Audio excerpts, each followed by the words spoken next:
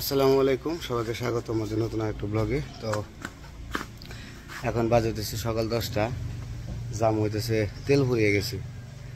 গাড়ির যেরকম তেল ফুরায় আমাকে তেল ফুরিয়ে গেছে। তো তেল আনতে যাবো। আমরা তো এখন সরষের তেল খাই, সরষের তেলটা ফুরিয়ে গেছে।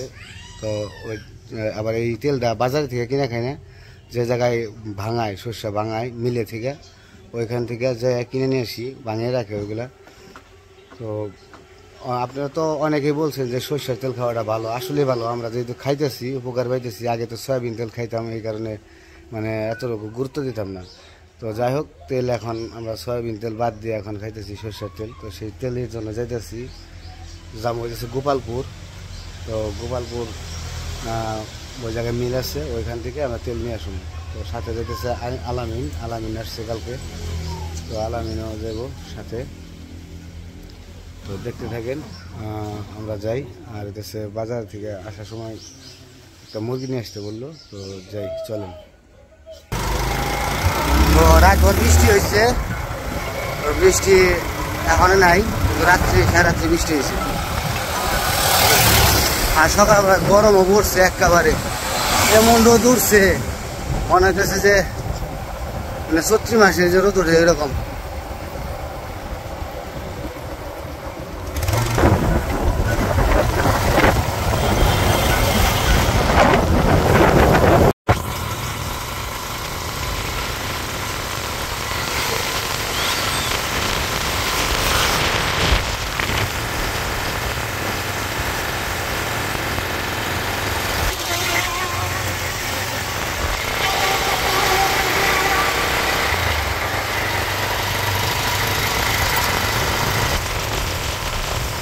অর্ধেক রাস্তায় ছিল,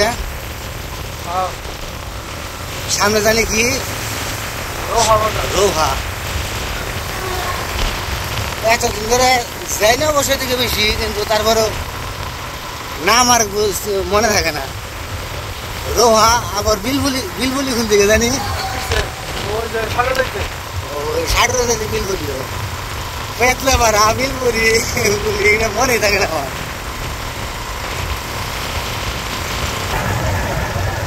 এটা রোহা বাজার করো না, রোহা বাজারের পরে হচ্ছে গোপালপুর।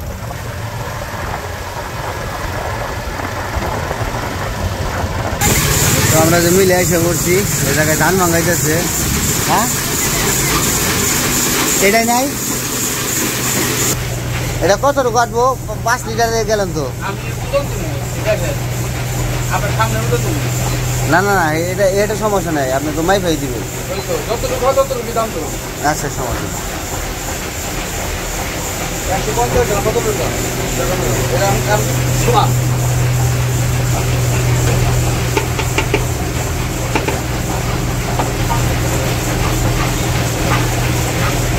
গাছ করবো না,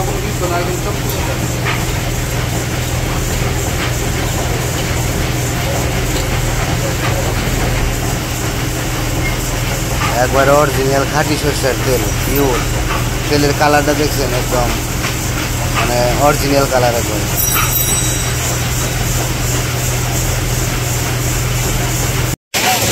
আর এটা হচ্ছে গোপালপুর বাজার। বৃষ্টি হয়েছে তো কাদা হয়েছে বাজারে গেছে। তো ভিতরে আরো বাজার আছে, মানে কাঁচা বাজার আছে ভিতরে। তো ওইদিকে যাবো না, এখন বাড়ির দিকে যাবো গা। একটা মুরগি নিতে কইছে, মুরগি নিয়ে তারপর বাড়িতে যাবো। এটা হচ্ছে আমাদের যাওয়ার রাস্তা, আর এই পাশে হচ্ছে বাজারের রাস্তা।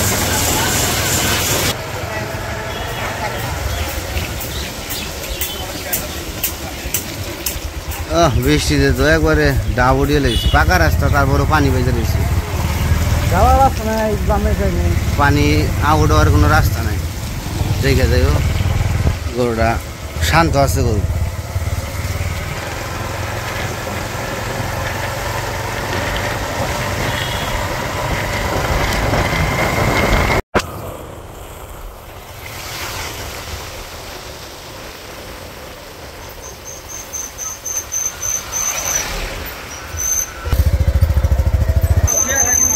আইসা পড়ছি আমাদের বাজারে, দরগ্রাম বাজার। এই যে জাম পড়ে গেছে, ঢাকা শহরের মতো জাম পড়ে।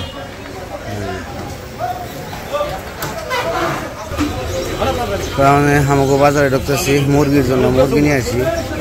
শুক্রবার তো আজকে, শুক্রবারে ভিড় বেশি, আবার মানুষে।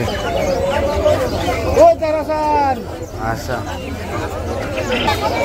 আচ্ছা, কত করে জোড়া কাকা?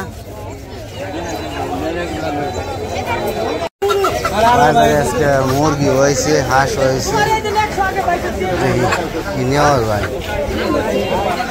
মুরগির দোকানের সামনে আরো ভিড়, কি করি বুঝতেছি না। অন্যান্য শুক্রবারে এত মানুষ থাকে না বাজারে, আজকে প্রচুর পরিমাণ মানুষ হয়েছে, খুব মানুষ হয়েছে বাজারে। তো মুরগির দোকানে তো দেখা যায় প্রচুর ভিড়, মানুষজন সিরিয়ালে দাঁড়িয়ে রয়েছে। আমি গেলে পামো কিনা সন্দেহ আছে। আল্লাহ, কত মানুষ। আর ওই যে মাছের বাজার,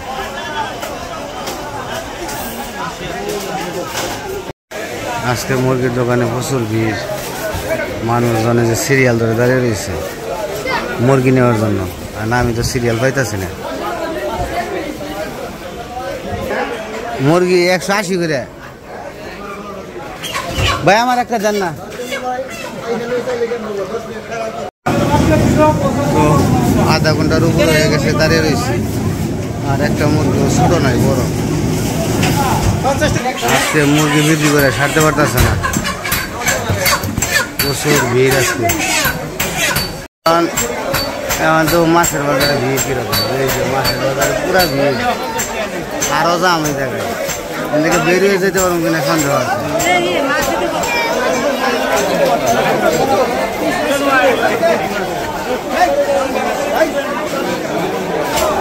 অনেক কষ্ট করে বেরোইলাম, অবস্থা কাহিল হয়ে গেছে। আজকে মুরগি কিনবার যাওয়া মানে জীবন শেষ।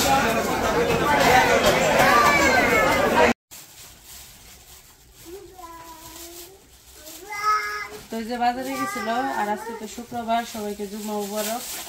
তো গেছিল তেল আনতে, সরিষার তেল শেষ হয়ে গেছে, আর এখন তো আমরা সরিষার তেলই খাই। তো শেষ হয়ে গেছিল, এই জন্য গেছিল। যে জায়গায় তেল ভাঙ্গায় ওই জায়গা থেকে একদম খাঁটি সরিষার তেল আনে। বাজারে ও কিনতে পাওয়া যায়, ওগুলো উঠে রাখো। তো বাজারের গুলা তো ভালোই, তারপরে ওইটা একদম ভাঙানো সরিষা, এই জন্য আর কি এটা আনে আর কি আমাদের। তো আবার সাথে এই যে মুরগিও নিয়েছে, এত বড় ওই কেজি ছোট মুরগি নাই কে, বড় মুরগি। আর এই যে একটা হইতেছে লাউ নিয়ে এসছে, লাউ। এই যে সরিষার তেল, একদম কালার দেখছেন তেলের কালো। আর হইতেছে লাউ, লাউটা কিন্তু একদম কষে মনে হয় বড়, ভিতরে কি আমি জানি না, কিন্তু হ্যাঁ ব্যাং এটা, কিন্তু বাহির থেকে মনে হইতেছে কচি হইব, কারণ দেখতে সুন্দর আর কি। কারণ উপরে তো দেখতে ফিটফাট, ভিতরে যে কি হইব এটাই চিন্তা করতেছি। ভিতরে ভালো হইব, যে কথা আছে না, উপরে ফিটফাট ভিতরে সদর ঘাট, এরকম হলে তো একবারে। তো যাই হোক, এখন তো আমি যাবো, যাই এগুলা কাটাকাটি করবো, ধুয়ে টুয়ে রান্না বান্নার জন্য সবকিছু রেডি করে নিতে হইব। তো আজকের ভিডিও আর বড় করবো না, ভিডিওটা কেমন লাগলো অবশ্যই জানাইবেন। তো সবাই ভালো থাকবেন, সুস্থ থাকবেন, আর আমাদের পাশে থাকবেন। আল্লাহ হাফেজ।